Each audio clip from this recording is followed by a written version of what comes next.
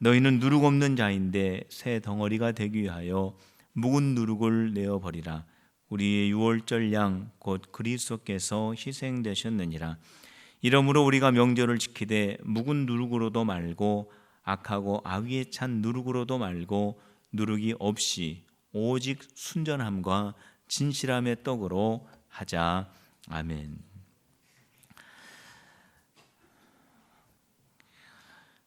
여러분들, 제가 설교를 하면서 좀 힘든 그런 부분이 있는데 그게 뭔지 아십니까? 가족들이 앉아 있는 데에서 설교하는 것이 힘듭니다. 왜 그러냐면은 집으로 돌아가면은 설교 비판이 시작이 되기 때문에 그렇습니다. 우리 박영주 사모님이 신혼 때 얼마나 저에게 말씀을 해주시는지, 좋은 얘기도 한두 번이지 그거를 계속 듣다 보면은 속이 상합니다. 그래서 부부싸움을 얼마나 많이 했는지 몰라요. 근데 요즘은 안 합니다. 할 말이 얼마나 많이 있겠어요. 근데 안 하는 게 아니라, 없어서가 아니라, 그걸 가만히 새벽에 기도하는 걸 들어보면 하나님에게 하더라고. 저한테 하는 게 아니라 그게 하나님에게. 그래서 참 감사하죠. 저를 위해서 그렇게 말없이 기도해 주는 게 얼마나 고마운지 모릅니다. 근데 문제가 생겼어요. 우리 큰아들이 중고등부를 졸업하고 이제 어른 예배를 지금 드리고 있습니다. 사모는 말이 없는데 이제 아들이 이야기하기 시작합니다. 저기서 지금 저를 째려보고 있는데, 집에 갔더니 아빠 너무 농담이 썰렁해가지고 아빠가 농담하면은 성도님들이 웃는 게 아니라 더 화를 내는 것 같아요. 그러네. 아빠 너무 오버하는 거 아니에요? 막 그렇게 이야기를 합니다. 그게 설교자의 어려운 점이에요. 가족들이 있는 곳에서 설교하는 게 그렇게 어렵습니다. 근데 입장을 바꿔놓고 생각해 보면은 그것도 이해가 돼요. 일반 성도님들 같으면은 여러 목사님 설교를 듣지 않습니까? 근데 어때요? 사모이기 때문에 죽을 때까지, 주님 앞에 갈 때까지 한 목사님의 설교를 들어야 되니까 그것도 이해가 됩니다. 어쨌든 가족들이 저에게 하는 그 말을 들어보면은 어떨 때는 좀 고맙기도 하고, 또 어떨 때는 좀 섭섭하기도 하고, 하지만은 그 본심이 뭔가를 저는 너무나 잘 알고 있습니다. 왜 저에게 그 말을 해주겠습니까? 오늘 우리가 읽은 이 본문 말씀을 보면은 사도 바울이 고린도 교회를 무섭게 책망하고 있습니다. 사도 바울이 뭐 하려고 고린도 교회 성도들 잘한다고 하고, 또 죄가 있으면 눈 감아주고 못 본 채 하고 하면 되잖아요. 그런데 뭐 하려고 고린도 교회 성도들을 무섭게 책망하였을까요? 고린도 교회 성도들 내버려 두고 그만 하면 놔두고 그냥 적당히 넘어가고 해도 될 것을 굳이 잘못한 죄를 지적하고, 그 관계가 또 얼마나 서먹해지겠습니까? 또 얼마나 어려워지겠어요. 그러한 위험 부담을 가지고 사도 바울이 그렇게 이야기하는 이유가 있습니다. 그 이유는 고린도 교회 성도들이 죄에 빠지지 않고 죄에서 벗어나서 하나님의 거룩한 구원받은 자로 계속 살아갈 수 있도록 보호하고 지켜주고 가르쳐주기 위한 사도 바울의 간절함이 그 안에 담겨져 있기 때문에 그렇습니다.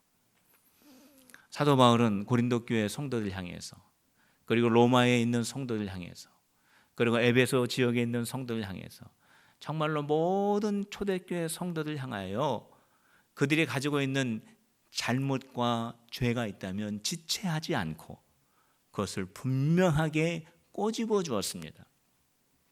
드러내 주었습니다. 아주 그것을 오픈해 버렸습니다. 그것을 아주 그냥 드러내었습니다. 왜 그렇습니까? 그냥 가만히 있어도 될 것을 왜 그렇습니까? 그것을 통해서 초대교회가 교회다운 거룩한 교회 될 수 있도록 하기 위한 바울의 간절함이 있었기 때문입니다. 바울은 말했습니다. 지적했습니다. 경고했습니다. 징계까지 했습니다. 초대교회는 당신이 뭔데 우리한테 이래라 저래라 하느냐? 당신이 무슨 권한으로 우리에게 이러한 말을 하느냐라고 하지 않고 그 이야기를 들었습니다.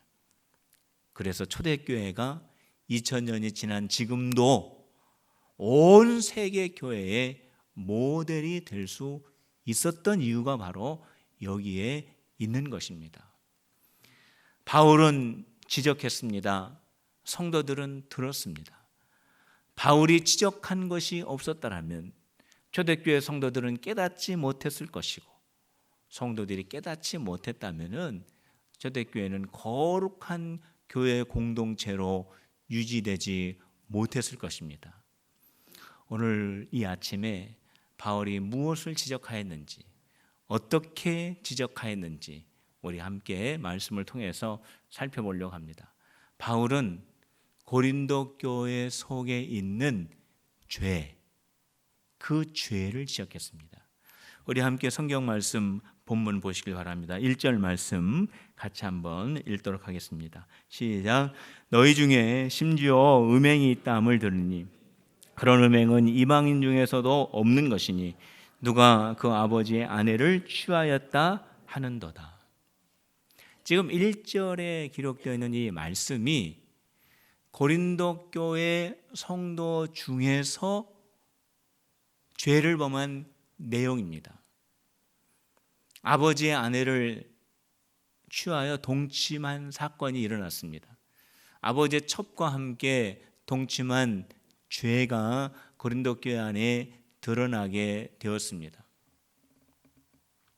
성도가 지은 죄입니다. 바울은 그 사실을 바라보면서 너무도 부끄러운 일이다.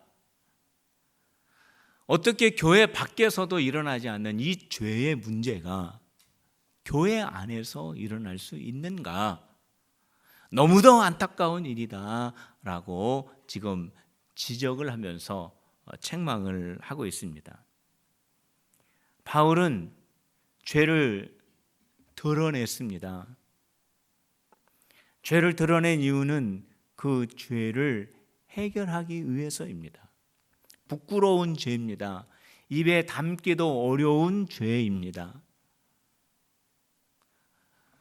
우리의 부끄러운 질병을 고치기 위해서 의사 앞에서 그것을 다 보여주는 것처럼 우리의 죄, 우리의 연약함 용서받고 고침받기 위해서는 만병의 대의사이신 우리 주님 앞에 우리의 모든 부끄러운 것들을 다 열어 놓아야 되는 것입니다.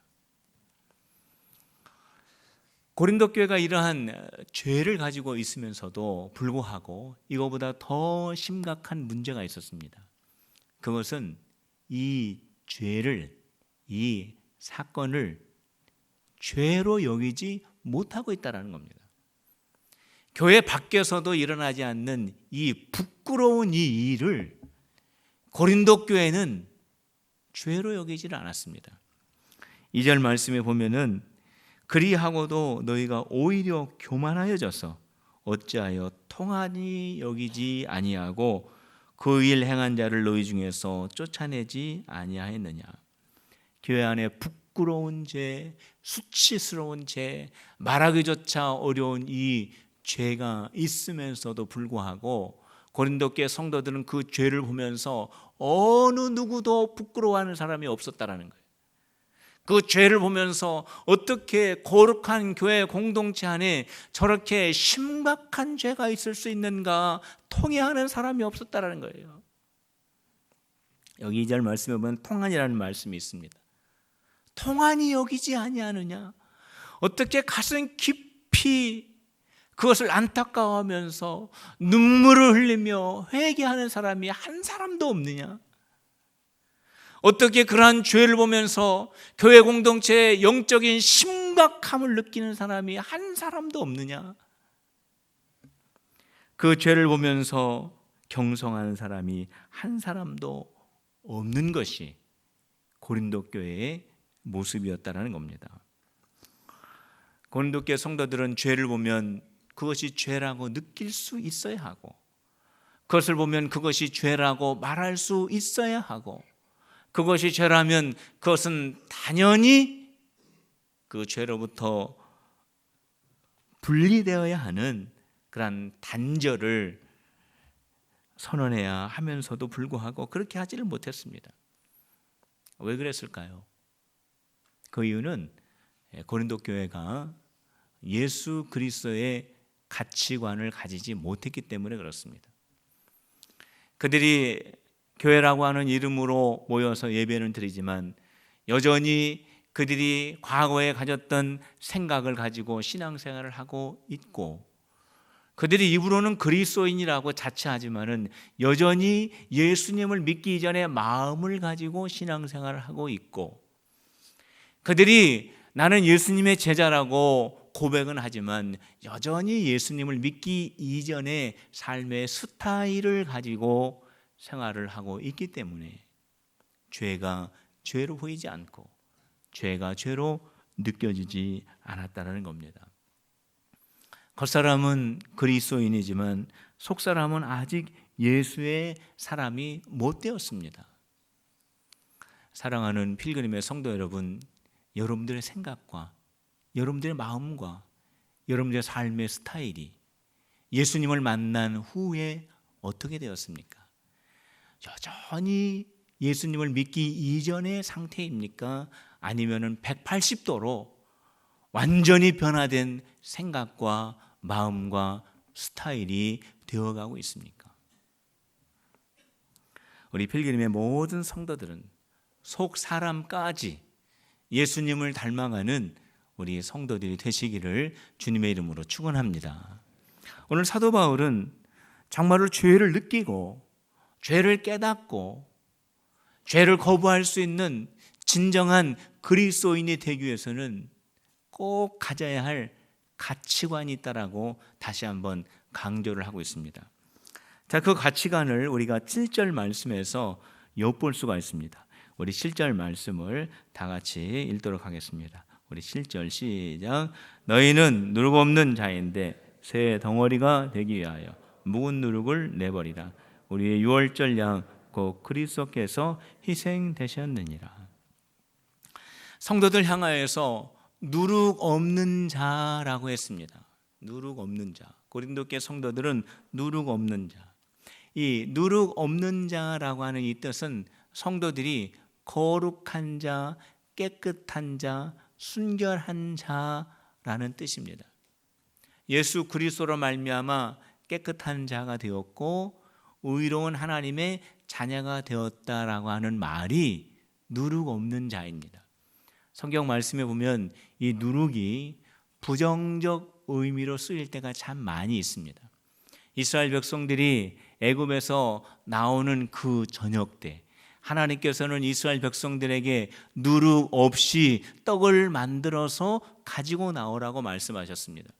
왜 누룩 없는 떡을 만들까요? 맛도 없고 보관도 어려운데 왜 그랬을까요? 그 이유는 출애굽하는 그 상황이 굉장히 급박하였기 때문에 그렇습니다.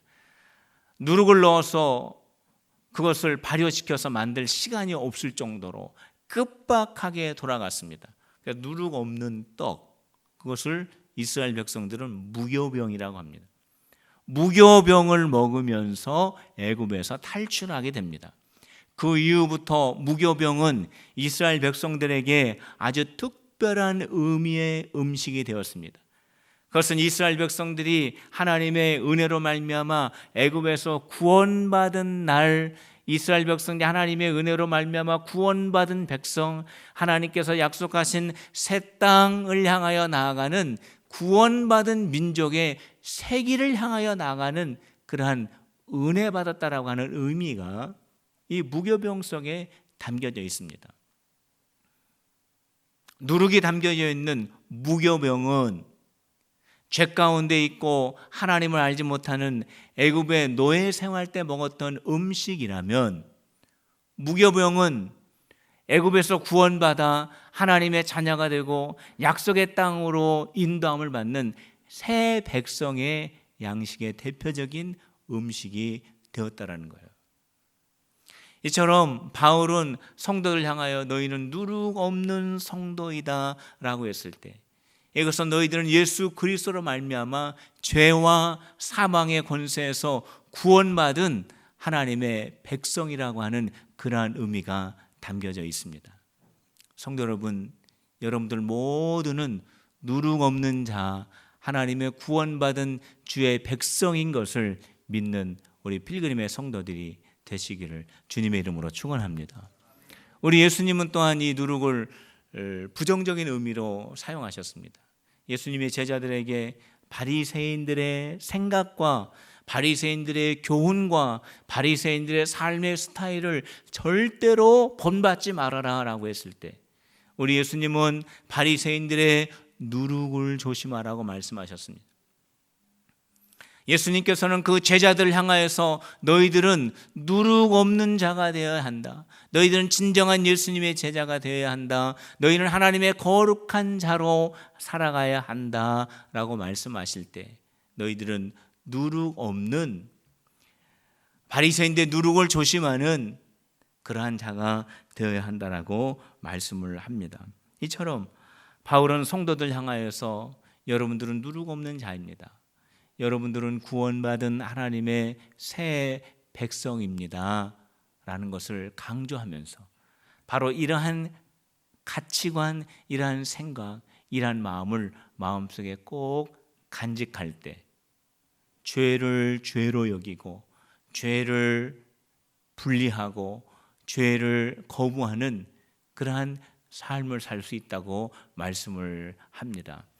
성도 여러분, 예수 그리스도로 말미암아 내가 하나님의 자녀 되었다라고 하는 이 분명한 이 생각과 의식을 갖는 우리 필그림의 성도들이 되시기를 주님의 이름으로 축원합니다. 고린도 교회 성도들이 왜 죄를 분별하지 못합니까? 고린도 교회 성도들이 왜 죄를 느끼지 못하고 왜 죄를 거부하지 못합니까? 그들의 마음속에 예수 그리스도의 십자가의 이 진리가 깨달아지지 않고 믿어지지 않았기 때문에 그렇습니다.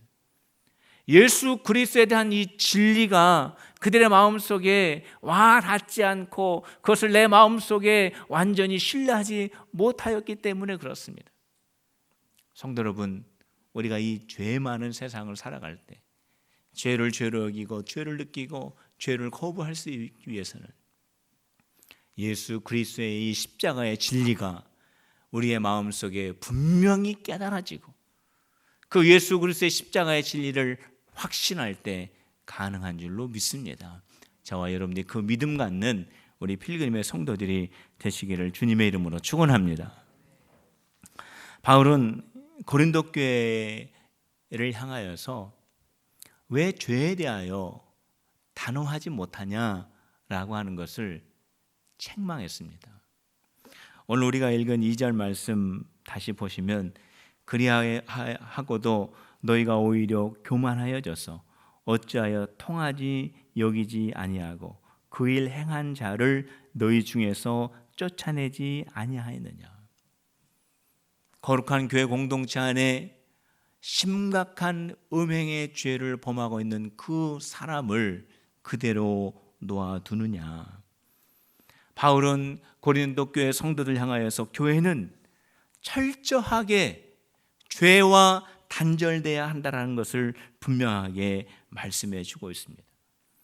바울이 이렇게 명령하고 있는 이 원리와 원칙은 바울이 만든 원칙이 아닙니다. 이것은 예수님께서 하신 그 말씀에 기초를 두고 있습니다. 예수님께서 마태복음 18장 15절에서 17절에 이렇게 말씀하셨습니다. 내 형제가 죄를 범하거든 가서 너와 그 사람과 상대하고 권고하라. 만일 들으면 내가 형제를 얻을 것이요, 만일 듣지 않거든 한두 사람을 데리고 가서 두세 증인의 입으로 말하여 확증하게 하라. 만일 그들의 말도 듣지 않거든 교회의 말하고 교회의 말도 듣지 않거든 이방인과 세리와 같이 여기라. 예수님의 말씀입니다. 바울은 이 예수님의 말씀에 철저히 근거하여서 바울은 그렇게 고린도 교회 성도들에게 말한 것입니다. 바울은 죄에 대하여 엄격했습니다. 바울이 이렇게 엄격하게 죄를 다스린 이유가 있습니다. 그 첫 번째 이유는 그 죄인을 구원하기 위함인 것이었습니다.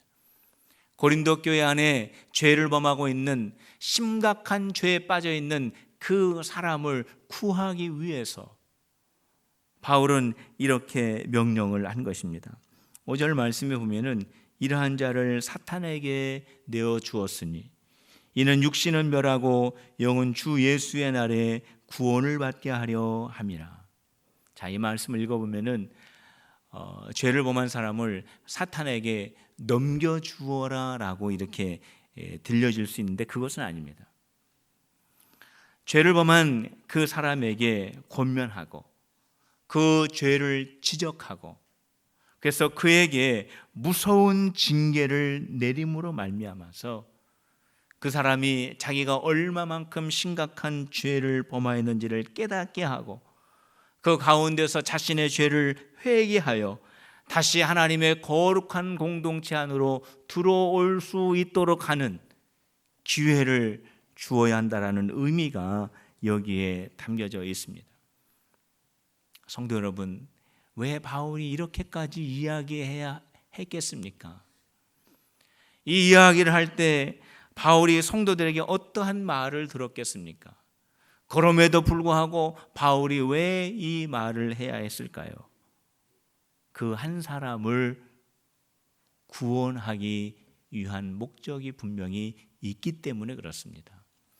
성도 여러분, 사랑하는 필그림의 성도 여러분, 하나님의 말씀이 우리를 조명하실 때 그 말씀 속에서 주의 음성을 듣고 그 말씀을 따라 행하는 귀한 성도들이 다 되시기를 주님의 이름으로 축원합니다. 두 번째 이유는 바울이 이렇게 죄에 대하여 엄격하게 무서울 정도로 징계한 이유가 있다라고 말하고 있습니다. 그 이유는 교회 공동체를 보호하기 위해서다라고 말합니다. 6절 말씀에 보면은 너희가 자랑하는 것이 옳지 않도다. 적은 누룩이 온 덩어리에 퍼지는 것을 알지 못하느냐라고 이렇게 말씀합니다. 바울은 교회 공동체는 사람들의 모임이 아니라고 했습니다. 우리가 육신의 눈으로 봤을 때 교회 공동체는 사람들의 모임이요, 화물 많은 사람들의 모임이요, 죄가 많은 사람들의 모임이라 할지라도 영적인 눈으로 보면은 죄 많은 세상에서 예수 그리스도의 십자가의 희생으로 말미암아 그들이 하나님의 거룩한 자녀로 부르심을 받은 거룩한 공동체라고 하는 것을 분명하게 말해주고 있습니다.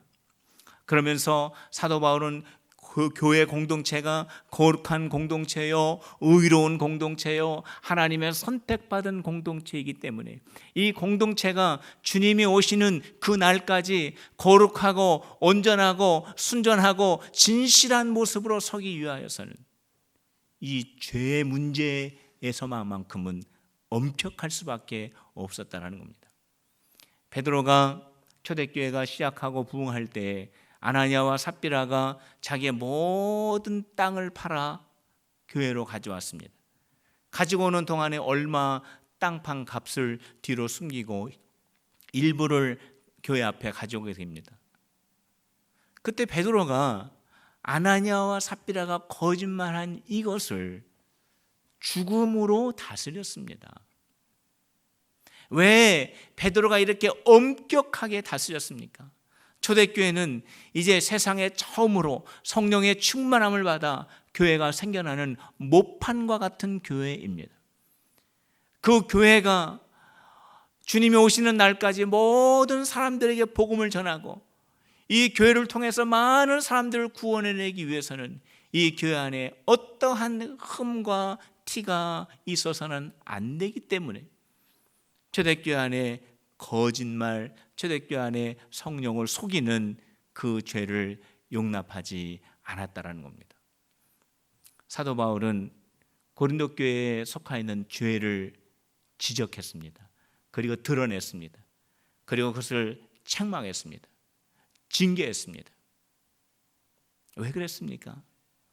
고린도 교회를 부끄럽게 하기 위해서 그랬습니까? 아니면 그 죄 지은 자를 저주하기 위해서 그랬습니까? 아닙니다.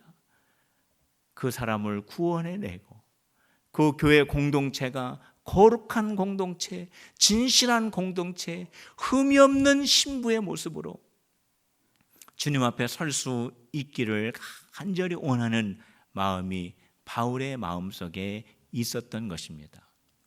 성도 여러분, 우리 모두는 예수 그리스도로 말미암아 누룩 없는 새 하나님의 자녀들이 된 것을 믿는 저와 여러분들이 되시기를 주님의 이름으로 축원합니다.